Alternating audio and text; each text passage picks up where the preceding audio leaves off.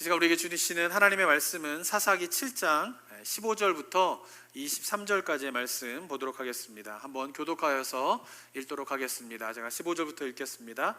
기드온이 그 꾼과 해몽하는 말을 듣고 경배하며 이스라엘 진영으로 돌아와 이르되 일어나라, 여호와께서 미디안과 그 모든 진영을 너희 손에 넘겨 주셨느니라 하고 300명을 세대로 나누어 각 손에 나팔과 빈 항아리를 들리고 항아리 안에는 횃불을 감추게 하고 그들에게 이르되 너희는 나만 보고 내가 하는 대로 하되 내가 그 진영 근처에 이르러서 내가 하는 대로 너희도 그리하여 나와 나를 따르는 자가 다 나팔을 불거든 너희도 모든 진영 주위에서 나팔을 불며 이르기를 여호와를 위하라, 기드온을 위하라 하라 하니라. 기드온과 그와 함께 한 100명이 이경초에 진영 근처에 이른즉 바로 파수꾼들을 교대한 때라. 그들이 나팔을 불며 손에 가졌던 항아리를 부수니라.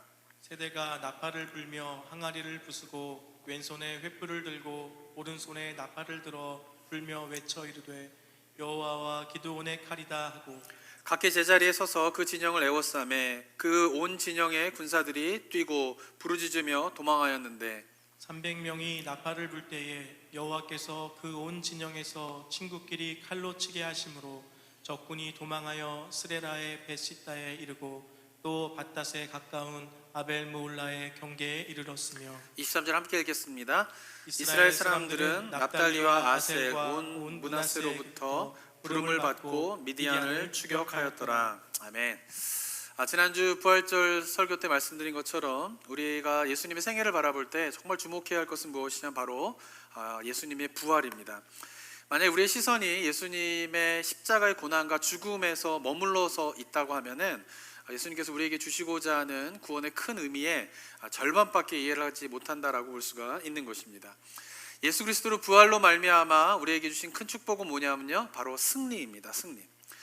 그리스도의 삶은 우리가 기억해야 할 것이 있는데, 그것은 뭐냐면 우리가 도저히 이길 수 없는 죄에 이끌려서 죄의 노예로 살아가는 것이 결코 그리스도인의 삶이 아닙니다. 그리스도인의 삶은요, 사단의 공격에 그냥 무기력하게 넘어지는 삶이 결코 아닙니다.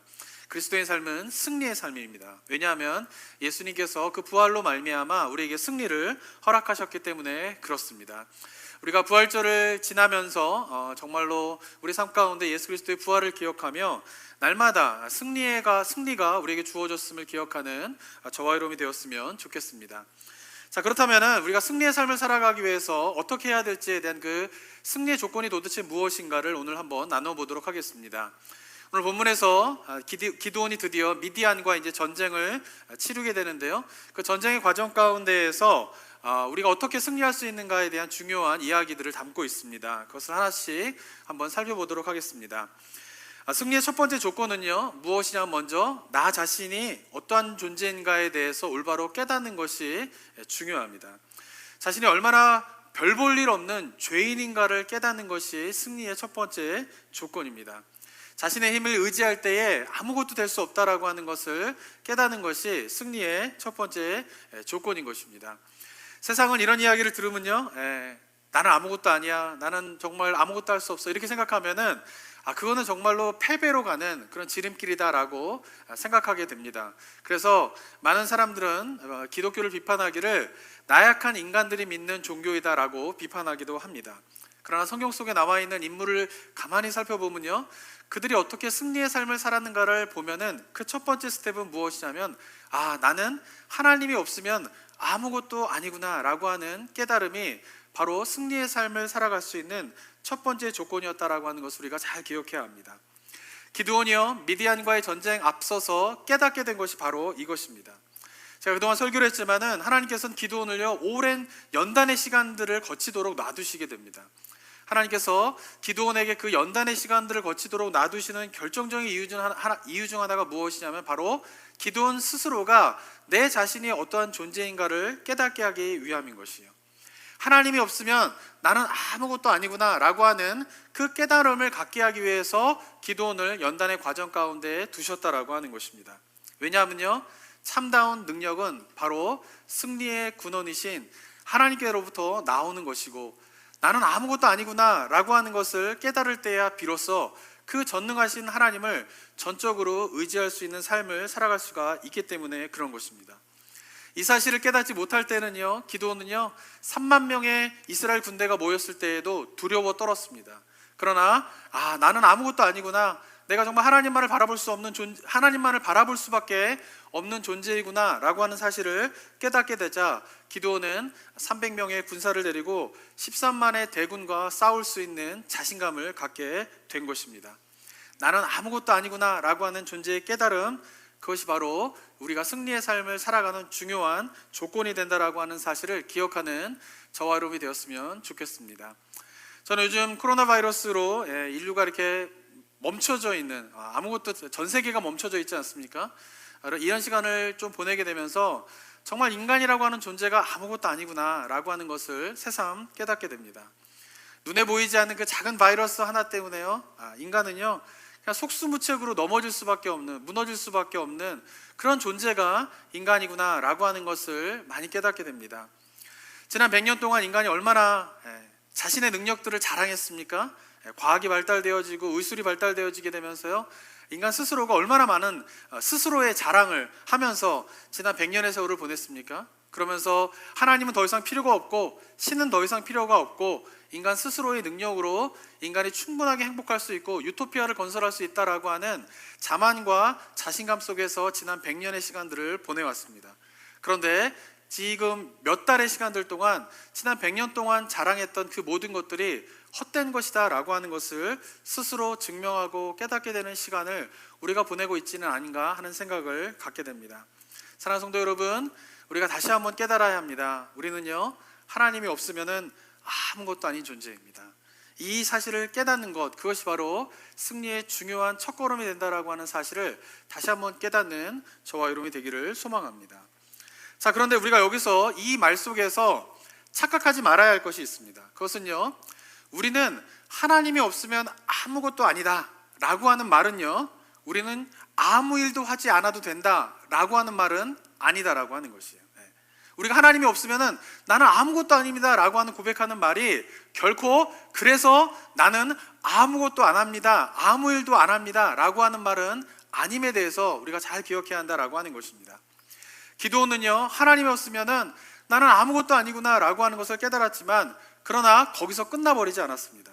미디안과의 전쟁을 치르려고 할 때에 나는 하나님 앞에서 아무것도 아니구나 라고 하면서 아무 일도 안 하지 않았다라고 하는 것입니다. 기드온은요, 하나님 앞에서 자기가 아무것도 아니라는 것을 깨달았지만 그 주어진 상황 속에서 자신이 할 수 있는 최선의 일들을 하면서 전쟁을 준비하고 있는 모습이 오늘 본문에서 나타나게 됩니다. 한번 16절을 한번 읽어보도록 하겠습니다. 16절 한번 읽어볼까요? 시작. 300명을 세대로 나누어 각 손에 나팔과 빈 항아리를 들리고 항아리 안에는 횃불을 감추게 하고. 네, 기드온은요, 하나님이 아니면은 내가 아무것도 아니구나 라고 하는 것을 깨달았지만, 그러나 자신이 데리고 있는 그 300명의 사람들을 데리고 나름대로 치밀한 전략을 짜게 됩니다. 그것은 뭐냐면 300명을 100명씩 100명씩 100명씩 세 대로 나누고 난 다음에 각 사람들마다 300개의 횃불과 300개의 나팔을 손에 쥐어주는 것입니다. 그리고는 나팔을 손에 쥐고 횃불을 들 때 그 횃불을 그냥 드는 것이 아니라 횃불에 항아리를 씌워가지고 횃불이 보이지 않도록 하는 그런 것을 짜게 됩니다. 그리고는 19절에 보게 되면요, 언제 공격을 하게 되냐면요, 19절에 보게 되면은 이경초 이렇게 되어 있습니다. 한번 읽어볼까요? 시작. 함께한 백군이 이경초의 진영 근처에 이른즉 바로 파수꾼들을 교대한 때라. 그들이 나팔을 불며 손에 가졌던 항아리를 부수니라. 네, 그렇게 전략을 짜고 난 다음에 이경초의 적진으로 들어가게 됩니다. 왜 이경초에 들어가게 되냐면은 이 이스라엘의 시간대는 낮과 밤으로 나누어지게 됩니다. 오전 6시부터 지금 시간으로는 저녁 6시까지가 이제 낮 시간, 그리고 저녁 시간은 뭐냐면은 저녁 6시부터 다음날 6시까지가 이제 밤 시간이 되게 됩니다. 낮 시간은 12시간으로 나누게 되고요. 그리고 밤 시간은 3시간, 3대 또는 4대로 나누어지게 되는데요, 이 사사기가 쓰여질 때에는 보통 3대 정도로 나누게 됩니다. 그러니까 1경, 2경, 3경이 12시간을 이제 표현하는 것이죠. 그래서 1경은 언제냐면은 저녁 6시부터 밤 10시까지, 2경은 언제냐면은 밤 10시부터 새벽 2시까지, 삼경은 언제냐면은 새벽 2시부터 다음날 6시까지가 삼경이 되게 되는 것입니다. 근데 기드온이 공격하기로 정한 시간대가 언제냐면 이경초라고 되어 있습니다. 그것은 밤 10시부터 12시 어간에 그 시간에 공격을 하기로 정한 것이죠. 지금이야 뭐 밤 10시나 12시면은 뭐 불야성을 이루는 그런 도시들이 많이 있지만은 이 고대 사회에서는 밤 10시부터 12시는요, 칠흑과 같은 어둠의 시간입니다. 사람들이 가장 깊은 잠에 빠져 있을 때이죠. 그리고 19절에 나와 있는 것처럼 이때가 또 어떤 때이냐면은 교대 근무를 할 때입니다. 보초를 쓰고 있는 사람들이 교대 근무를 할 때이죠. 군대를 갔다 오신 분은 아시겠지만은 근무 쓸 때 가장 경계가 소홀할 때가 언제냐면은 교대할 시간이 됩니다. 지키고 있던 사람은 이제 끝났구나 이런 마음을 갖게 되고요, 새로 보초가 오는 사람들은 잠에서 들깬 상태이기 때문에 비몽사몽간에 교대하러 오는 것이죠. 그러니까 보초들이 교대할 그 시간에 가장 취약한 시간대에 있는데 기드온은 그때에 공격을 하기로 결정을 한 것입니다. 그리고 가장 효과적으로 공격할 수 있는 방법과 가장 효과적으로 공격할 수 있는 시간대를 정해서 공격하고 있는 것입니다. 제가 드보라 때에도 말씀드렸지만요, 드보라 전쟁도 그렇고요, 이 기드온의 전쟁도 그렇고요, 우리가 착각하기 쉬운 게 뭐냐면은 나팔과 횃불로 전쟁에서 승리했다 그렇게 하면은 뭔가 하나님의 그런 초자연적인 그런 역사들 속에서 전쟁에서 승리하겠구나라고 생각하기가 쉽습니다. 그런데 이 전쟁에서 승리할 수 있었던 이유는 뭐냐면요, 단순히 초자연적인 어떤 능력으로 이루어진 것이 결코 아닙니다. 자, 그렇다면 초자연 방법이 아닌 나팔과 횃불로 어떻게 미디안을 무찌를 수 있었는가에 대해서 한번 살펴보도록 하겠습니다. 20절을 보면요, 그 키가 되는 방법이 있는데요, 20절 한번 볼까요? 한번 읽어보겠습니다. 시작. 세대가 나팔을 불며 항아리를 부수고 왼손에 횃불을 들고 오른손에 나팔을 들어 불며 외쳐 이르되 여호와와 기드온의 칼이다 하고. 이 전쟁의 전략의 키포인트는 뭐냐면은 나팔에 있습니다. 나팔. 왜냐하면은 이 고대 전쟁에서 나팔이라고 하는 거는요, 한 대대에 한 명씩이에요. 보통 그러니까 나팔 하나당 한 대대가 있는 것이죠. 또는 두 명. 그러니까 한 대대가 한 100명에서 150명 정도로 구성되어 있다라고 하면은 100명에서 150명당 나팔수가 한 명 있는 것입니다. 그런데 기드온은 나팔수를 300명을 이제 데리고 300명 모두가 나팔을 불게 한 것이에요. 300명의 나팔이 불게 되면은 이것은 적진에 있는 사람들이 듣기에는 엄청난 대대가 지금 몰려오고 있구나라고 착각을 불러일으킬 수 있는 그런 소리인 것입니다. 근데 소리를 듣고서 엄청난 숫자가 지금 몰려오고 있구나라고 착각할 수는 있지만, 그러나 적진이 가까이 오게 되면 어떻게 해요? 몇 명 되지 않는구나라고 하는 것을 쉽게 눈치챌 수 있는 것이죠. 그래서 기드온이 쓴 전략은 뭐냐 하면 바로 횃불을 드는데 그 횃불을 그냥 들고 가는 것이 아니라 항아리에 감추고 있는 것이에요. 그리고 나팔을 불고 적진의 근처에 오게 되었을 때에 수많은 사람들이 몰려오고 있구나라고 하면서 그 나팔 소리에 사람들이 깨어서 정신이 없을 때에 갑자기 항아리를 깨트려 버리는 것입니다. 그러면 어떻게 해요? 300개의 횃불이 갑자기 눈에 쫙 펼쳐지게 되면 어떤 일이 벌어질까요? 눈이 잘 보이지 않는 것이에요. 아까 말씀드린 것처럼 밤 10시부터 12시 이때는 칠흑과 같은 어둠 속에서 깊은 잠에 빠져있는 상황 가운데 있는데, 갑자기 나팔 소리에 눈이 떴다 손 치더라도 그 뜬 눈이 갑자기 횃불이 300개가 확 다가오게 되면 어떻게 되죠? 눈이 잘 보이지 않는 것이죠. 마치 극장에서 이렇게 영화를 보다가 깜깜한 데 있다가 밖에 갑자기 확 나가면 어떻습니까? 눈에 잘 보이지 않지 않습니까? 그런 가운데에서 어떻게 해요? 300명의 숫자가 몰려오는지 수백 명의 수천 명의 수만 명의 숫자가 몰려오는지를 잘 구별하지 못하도록 기드온이 전략을 짜가지고 공격을 했다라고 하는 것입니다. 미디안 사람들은 단순히 소리에 의지하여서 엄청난 숫자가 왔구나 라고 생각했고, 그리고 항아리가 깨지는 소리를 들으면서 그 많은 숫자가 적진에 들어와서 우리 진영에 있는 물건들을 다 지금 부수고 있구나 라고 하는 공포감을 불러일으키면서 전쟁을 준비했다라고 하는 것입니다. 이처럼 기드온은요, 자신이 아무것도 아니구나 라고 하는 것을 깨달았지만, 그런 어떻습니까? 자신이 할 수 있는 최선의 것으로 전쟁을 준비하였던 사람이다라고 하는 것입니다. 자, 그런데 만약에 여기까지만 있었다라고 하면 아마 전쟁에서 기드온은 승리하지 못했을 것입니다. 기드온이 아무리 치밀하게 준비했다 손 치더라도 기드온이 전쟁에서 승리할 수 있었던 이유는 무엇 때문이냐? 바로 하나님의 간섭하심이 있었기 때문입니다. 전쟁을 시작하기에 앞서서요, 하나님께서 행하신 일이 있었는데, 그것은 뭐냐면 미디안 사람들로 하여금 두려움을 갖도록 미리 하나님께서 일하시게 됩니다. 오늘 읽지는 않았는데요, 사사기 7장 13절과 14절을 보면요, 이렇게 기록되어 있습니다. 한번 읽어볼까요? 13절 한번 읽겠습니다. 시작. 기드온이 그곳에 이른즉 어떤 사람이 그의 친구에게 꿈을 말하여 이르기를, 보라, 내가 한 꿈을 꾸었는데 꿈에 보리떡 한 덩어리가 미디안 진영으로 굴러들어와 한 장막에 이르러 그것을 쳐서 무너뜨려 위쪽으로 덮으니 그 장막이 쓰러지더라. 네, 기드온이 정탐꾼을 적진에 보내게 되었는데, 그 정탐꾼이 미디안 군사들이 서로 대화하는 내용을 듣게 됩니다. 그 내용이 뭐냐면, 한 사람이 꿈을 꿨는데 보리떡 한 덩어리가 굴러 들어오더니 미디안 진영에 있는 장막들을 다 쓰러뜨리는 그런 꿈을 꾸게 되는 것이에요. 그래서 친구한테 도대체 이게 무슨 꿈인지 모르겠다라고 친구한테 그 꿈을 이야기를 하게 됩니다. 그러자 14절에서 그 꿈을 들은 친구가 이렇게 이야기를 하는 것이죠. 14절 한번 볼까요? 시작. 그의 친구가 대답하여 이르되, 이는 다른 것이 아니라 이스라엘 사람 요아스의 아들 기드온의 칼이라. 하나님이 미디안과 그 모든 진영을 그의 손에 넘겨주셨느니라 하더라. 그 꿈을 해몽하는데 미디안 군사가 어떻게 해몽하냐 하면은, 지금 이스라엘에 기드온이라고 하는 사람이 있는데, 그 사람이 우리를 공격하러 올 때에 하나님께서 역사하셔서 미디안의 모든 진영을 기드온의 손에 넘겨줄 것이다 라고 미디안 군사가 해몽을 해주는 것이에요. 그 말은 무슨 말이냐 하면은, 이 미디안 진영이 전쟁에서 시작하기에 앞서서 하나님께서 어떻게 했냐면 그들의 마음 가운데 두려움을 심어줬다라고 하는 것입니다. 꿈을 꾸게 하고 그 꿈을 해석하게 되면서 그들은 이미 기드온은 것을 잘 몰랐을 수도 있죠. 이스라엘 백성들은 그 사실을 잘 몰랐을 수도 있습니다. 그런데 하나님께서 이스라엘 백성들은 모르지만 미디안 진영에 들어가셔서 이미 그들에게 두려운 마음을 갖도록 하셨다라고 하는 것입니다. 그렇기 때문에 그들은 두려운 마음을 갖고 있었고, 그럴 때 갑자기 나팔이 불려지게 되고 횃불이 들어오게 되자 그들은 당황하게 된 것이죠.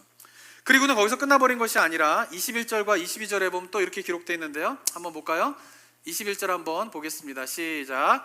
각기 제자리에 서서 그 진영을 에워싸매 그 온 진영의 군사들이 뛰고 부르짖으며 도망하였는데, 22절을 또 읽겠습니다. 시작. 300명이 나팔을 불 때에 여호와께서 그 온 진영에서 친구끼리 칼로 치게 하심으로 적군이 도망하여 스레라의 베시다에 이르고 또 밧닥에 가까운 아벨모올라의 경계에 이르렀으며. 네, 22절에 보면 어떤 일이 벌어지게 되냐면, 갑자기 횃불이 딱 들어가자 당황하게 된 것이죠. 왜냐하면 그들 마음 가운데 두려움이 있는데 이스라엘 군대가 쳐들어왔다라고 하는 그런 마음 가운데에 두려운 마음이 생기는데, 22절에 보면은 거기서 끝나버리는 것이 아니라 여호와께서 그 온 진영의 친구들끼리, 서로 적군이 아니라 아군들을 칼로 치게 하셨다라고 하는 것이죠. 그들이 당황하게 만들고 그들 마음 가운데에 그들의 눈을 가리우게 되면서 그들이 스스로가 스스로를 죽여버리게 되는 그런 일들을 통하여서 이스라엘 백성들이 300명의 용사를 데리고 13만의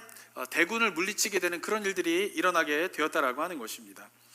이스라엘 백성들이 미디안 군대에 오게 될 때에 기드온이 잘 준비되어지는 전략을 짰고요, 그리고 그 가운데에 하나님의 간섭하심이 있게 되면서 바로 불가능할 것 같았던 승리가 이스라엘 백성들에게 찾아오게 되었다라고 하는 것입니다.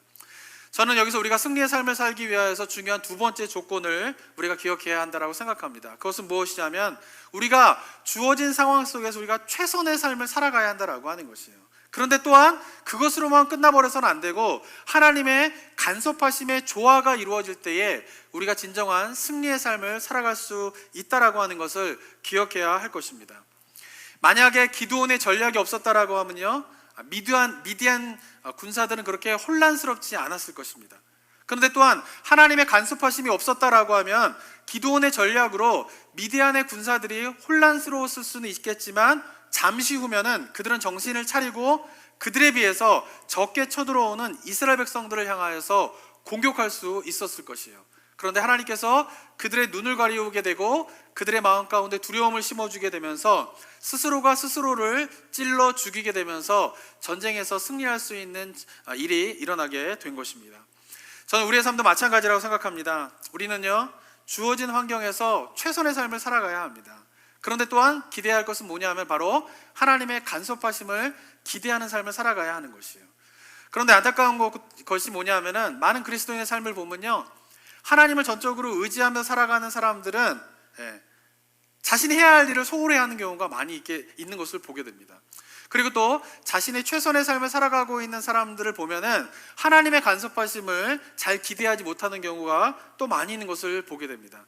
그런데 우리는 이 두 가지의 조화를 이루는 것이 우리가 정말 중요하다라고 하는 것입니다. 하나님의 역사하심이 있으면 뭐든지 가능하다라는 믿음 하나만을 가지고 아무것도 행하지 아니하고 준비하지 아니하고 자신에게 주어진 상황 속에서 최선의 것을 삶을 살아가지 않는다라고 하면은 승리의 삶을 살아갈 수가 없는 것입니다. 그런데 많은 사람들이 어떻습니까? 기도만 하면 된다고 생각을 해요.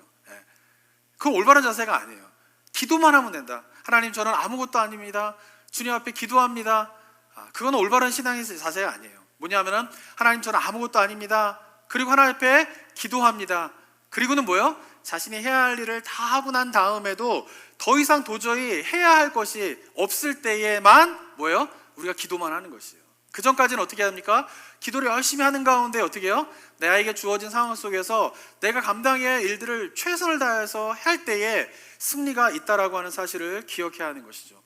그런데 반대로 자신의 삶을 최선을 다해서 삶을 살아가고 있는 그리스도인들 가운데는요, 자기가 열심히 살아가면서 최선을 다해서 살아가면서 기도하지 않는 그리스도인들이 또한 있습니다. 왜냐하면 자신이 열심히 삶을 살아가면서 뭔가 좋은 결과를 얻게 되면은 그것이 하나님의 간섭하심으로 말미암아 얻게 된 결과가 아니라 내가 열심히 노력했기 때문에 얻게 된 결과이다라고 생각하게 되는 것이죠. 그러면서 하나님 앞에 하나님의 간섭하심을 구하는 기도보다는 나의 능력과 나의 힘으로 무엇인가 좋은 결과를 얻어내려고 하는 그리스도인의 모습도 많이 있다라고 하는 것이죠. 저는요, 기도하지 않고요, 하나님의 간섭하심을 구하지 않고요, 나름대로 열심히 살아가는 삶에 승리가 있을까요, 없을까요? 있어요. 그래서 우리 주변에 보세요. 예수님 믿지 않고 열심히 살아가는 사람들 가운데 잘 살고 성공하고 이런 사람이 있습니까, 없습니까? 있잖아요.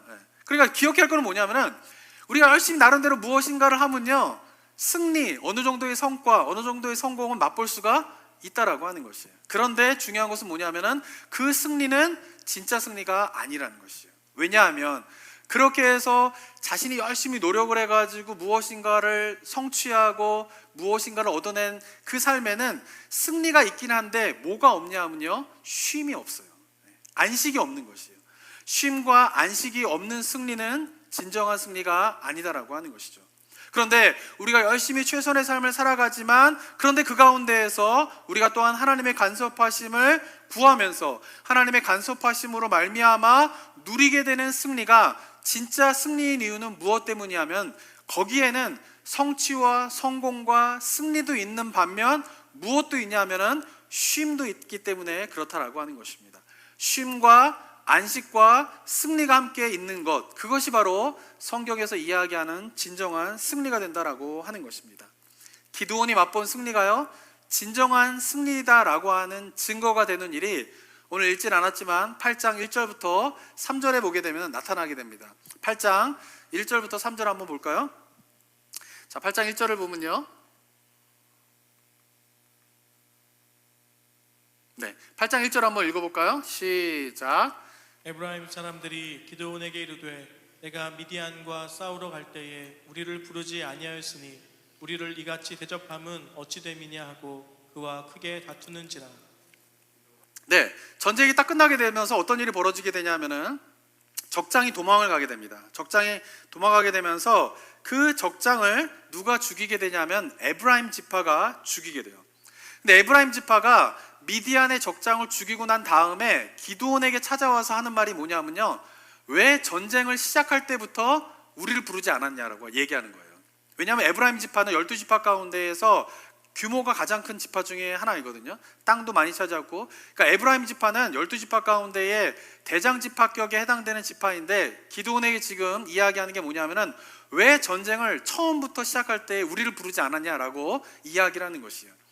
이것이 마치 다른 동족들이 열심히 피 흘리며 싸울 때에 자신이 처음부터 전쟁에 참여하지 못했기 때문에 너무 아쉽습니다 라고 하는 말처럼 들리지만 그러나 에브라임 지파가 기드온에게 이런 이야기를 하는 이유는 무엇 때문이냐면은 자기가 그래도 12지파 가운데에 대장 지파에 해당되는데 이 미디안과의 전쟁에서 그 전쟁의 영광을 자신들이 취하지 못하면 어떡하나, 기드온이 그 모든 영광을 다 취해버리면 어떡하나, 보잘것없는 지파 출신인 기드온이 그 전쟁의 영광을 다 취하면 어떡하나 라고 하는 마음으로 지금 기드온에게 항의를 하고 있는 것이에요. 그러면서 뭐예요? 왜 처음부터 우리를 부르지 않았느냐, 왜 우리를 이렇게 소홀하게 대접하느냐 라고 하면서 기드온에게 불평하고 있는 것이에요.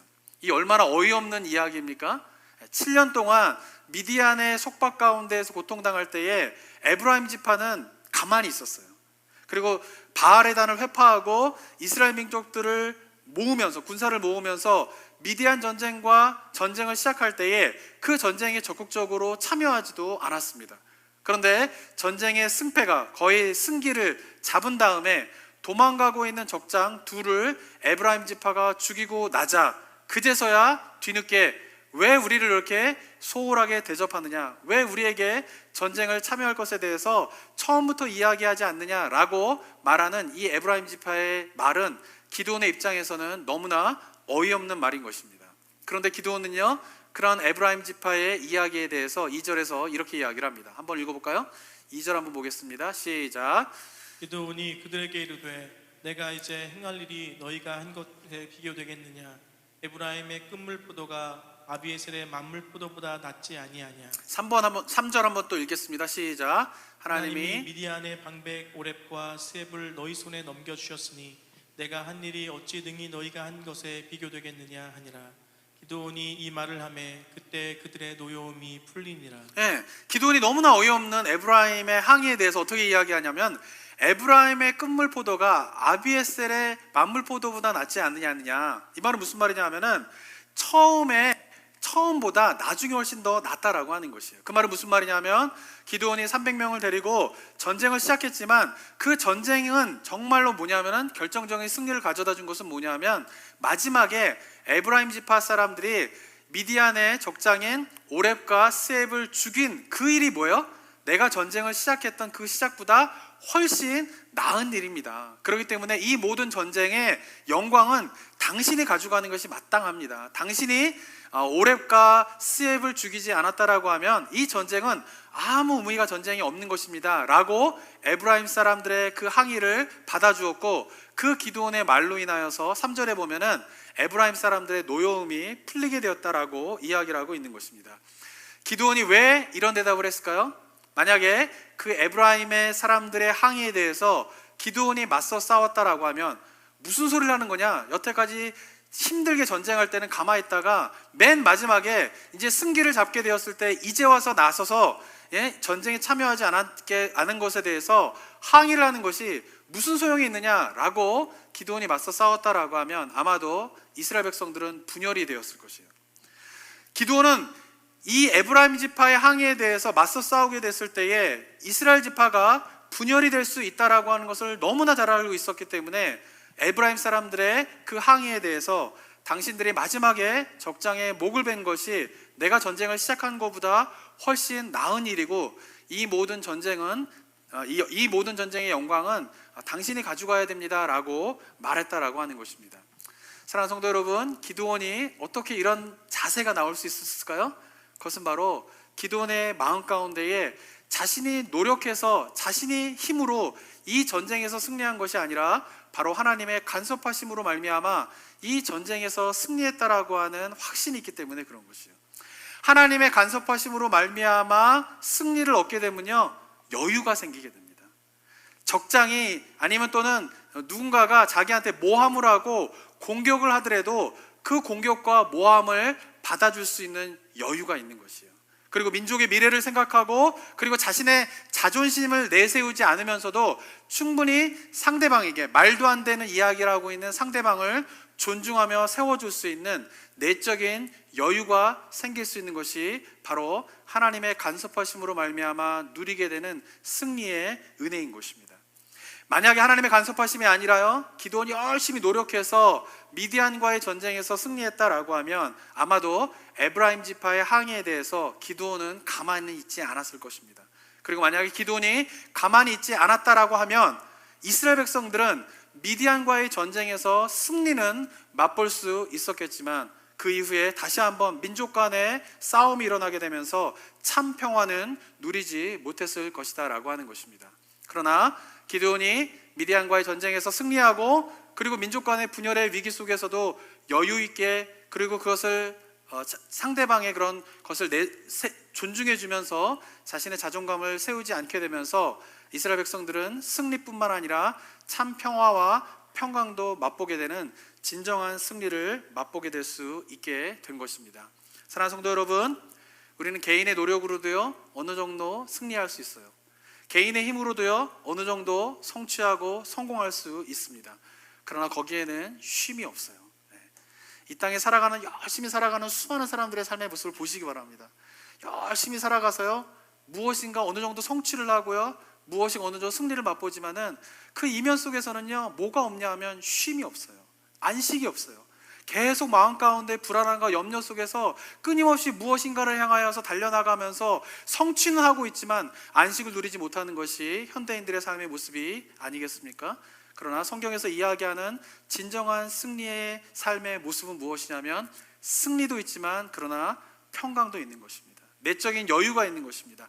안식이 있는 것이 진정한 승리의 모습인 것입니다. 그리고 그 진정한 승리의 모습은 바로 하나님의 간섭하심을 우리가 경험하게 될 때, 그 하나님의 간섭하심을 바라보게 될 때에 누리게 될 줄을 믿습니다. 성경에서 말씀하고 있는 하나님의 간섭하심으로 말미암아 참 안식과 쉼이 있는 그 승리를 맛보는 삶이 저와 여러분의 삶이 되었으면 좋겠습니다. 함께 기도하도록 하겠습니다. 사랑과 은혜가 충만하신 하나님 아버지, 이 시간 이 시대 속에서 참 힘겹게 우리가 살아가게 됩니다. 하나님, 그렇게 힘겹게 열심히 살아가는 삶 속에서 하나님을 바라보지 아니하고 하나님의 간섭하심을 기대하지 않는 삶의 모습은 없었는지 돌아보는 이 아침 되기를 원합니다.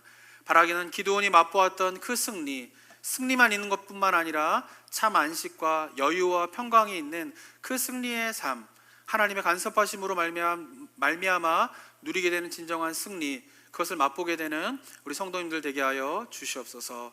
힘든 시간들 주님의 은혜를 구하며 나아갑니다. 주님의 은혜로 말미암아 이 어려운 시간들 속에서도 참 안식과 쉼을 누리는 우리 모든 성도님들 될 수 있도록 주님께서 동행하여 주시옵소서. 은혜 감사드리며 예수 그리스도의 이름으로 기도드립니다. 아멘.